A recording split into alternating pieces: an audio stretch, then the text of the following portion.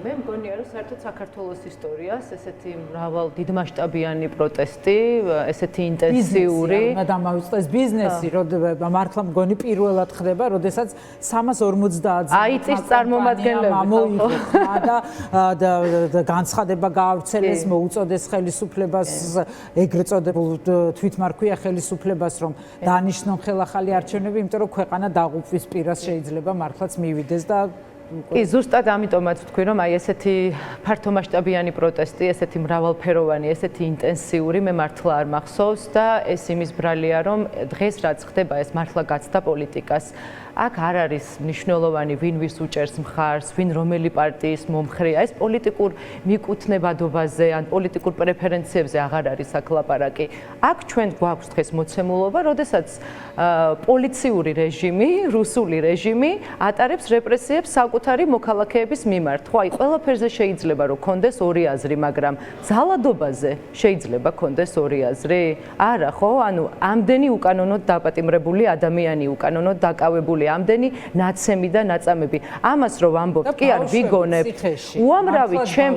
უამრავი ჩემი მეგობარი, რომელიც დღეს ისევ აქციებზე დგას, ხო, მანქანაშივე ცემეს, სანამ იზოლატორში გადაიყვანდნენ. ამ რეალობის წინაშე ვარ და ადამიანები კიდევ რომ მკითხულობენ, რას ნიშნავს რუსეთში გაღვიძებაო, მართლა მაინტერესებს, ამაზე მეტი რაღა უნდა მოხდეს, რომ გონს მოეგონ. აი, საოცარია მართლა ის ამბავი, რომ ამ პროპაგანდის ხარჯზე დღეს კიდევ ჩვენ ხელისუფლებას ყავს მხარდამჭერები და რეალურად რას ემსახურება ეს პროპაგანდა, ეს საინფორმაციო ომი ამდენი წელი 2008 წლიდან, რაც მიმდინარეობდა საქართველოს წინააღმდეგ, ზუსტად ამას ემსახურებოდა.